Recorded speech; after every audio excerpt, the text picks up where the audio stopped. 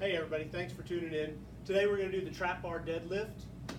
We love the trap bar for deadlifting.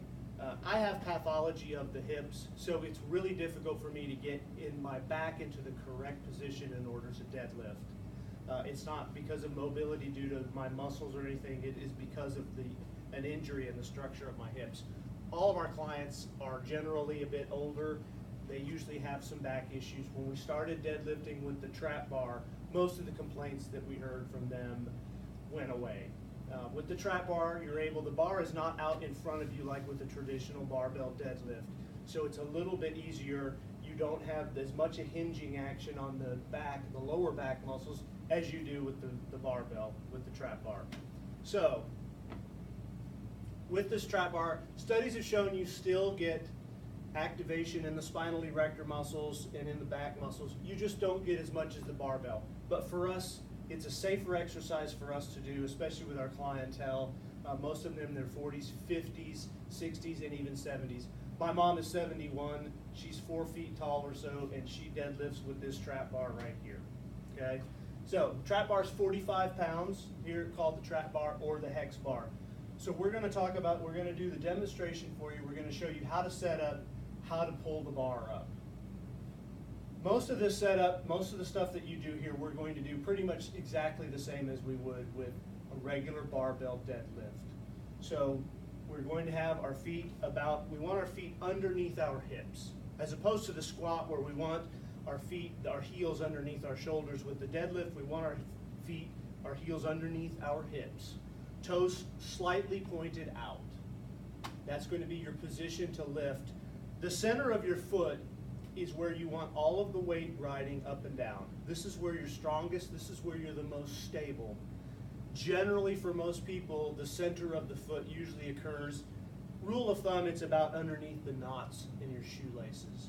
So this is where you want to be. When we step into the trap bar, you'll notice the bar is cut. There's no bar through the middle like a barbell, obviously. But we're going to imagine that that bar is there. We want to put our knots underneath the middle of that bar, if anything, maybe slightly forward of that. The farther back you get away from the middle of that bar, the more dangerous it is for your lower back. The harder it is for your back, the more levering that you have to do with your lower back. So we're going to step into the bar. I'm going to put my knots right underneath the center, right here where the bar would go across. My feet are underneath my hips.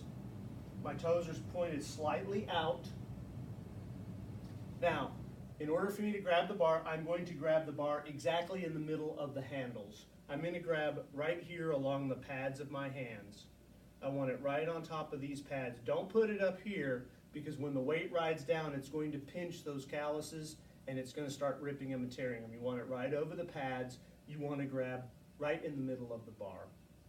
So I'm going to bend down, keep my knees just like this. I'm going to shove my hips and my butt straight back to grab the bar. Here, here, my butt is back. Now I'm going to bend my knees. I'm going to sit back on my heels. I'm going to bend my knees until they're right at perpendicular to the ground. I'm going to squeeze my chest up and pull the slack out of the bar. I'm going to take a deep, deep breath in, and I'm going to hold it through the entire rep. I'm going to hold it all the way up, and I'm going to bring the bar straight back down onto the ground. Okay, so let's go over it one more time before we make the first pull. I'm going to step into the trap bar. My feet are about hip width apart, toes slightly pointed out.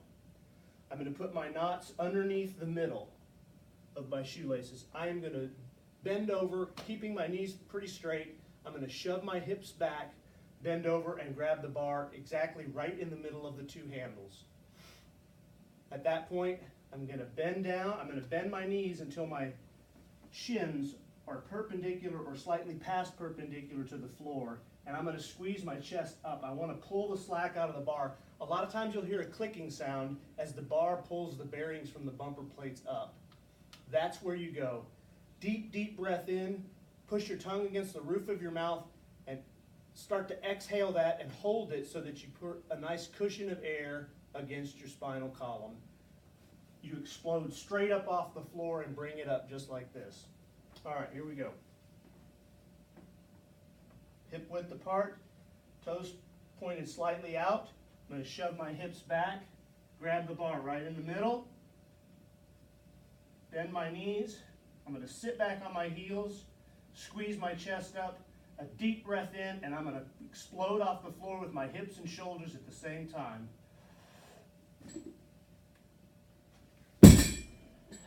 Reset for the second rep, squeeze up, sit back.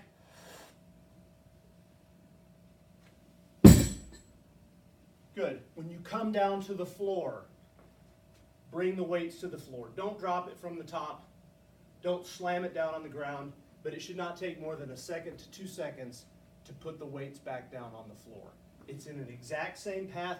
Shove your butt back, bend your knees when it goes past your knees. One last time, we're done. In the bar, underneath my knots, toes pointed slightly out, feet hip width apart, shove my hips back, here, grab it right in the middle, bend my knees until my shins are perpendicular, squeeze my chest up,